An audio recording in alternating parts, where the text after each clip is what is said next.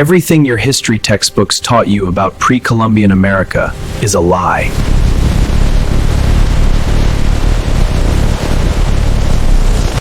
Flying over Bolivia's Beni region, I looked down and saw a colossal ancient chessboard engineered into the earth. Hidden beneath that pristine green canopy was not untamed nature but a forgotten engineering masterpiece.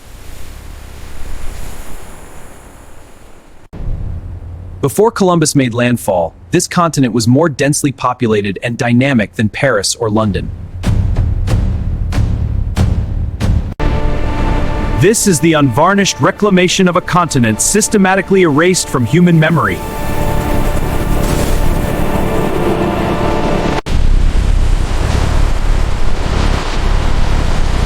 Touchdown in the Beni, where the earth itself begins to speak.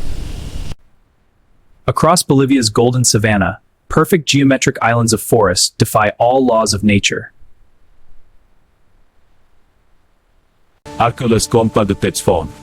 This is not the work of nature.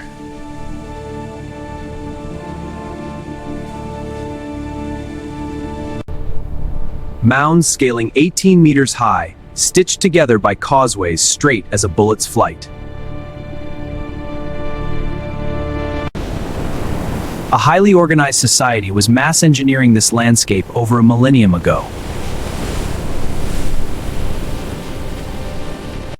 In the 1970s, academia claimed they were mere small bands, leaving zero impact on nature.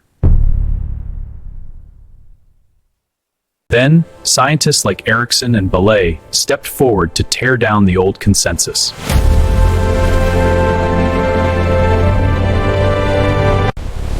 They proved the ancient Americans completely domesticated the landscape according to their own design.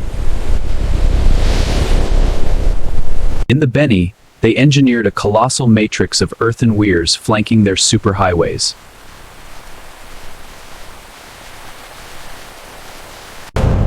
This wasn't primitive spearfishing. This was a continental biological machine trapping protein on an industrial scale. Flying north into Acre, I faced a terrifying anomaly: the massive geoglyphs.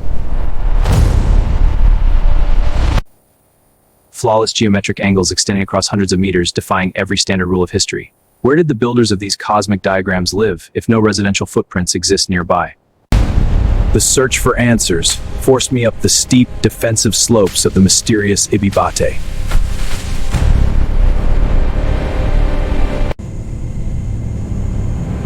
Stop! I reached out to grab a branch, but my guide screamed, "Don't touch that. It's the devil's tree." Right at the roots of this weaponized forest, the terrifying true nature of the mound came to light. I dug into the soil and realized this mountain was not made of earth or stone.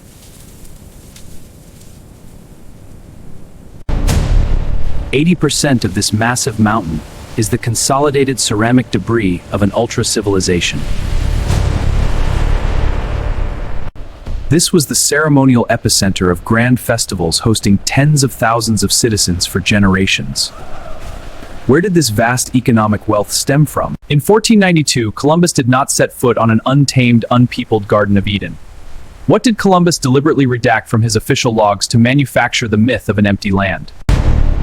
He stood before a hyper-managed human beehive, pulsating with sophisticated economic life.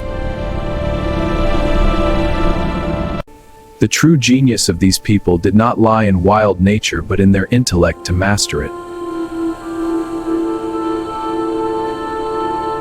America in 1491 was more crowded, prosperous, and engineered than your education ever allowed you to conceive. But why did this massive empire suddenly collapse? Because of a single fatal error by one modern academic.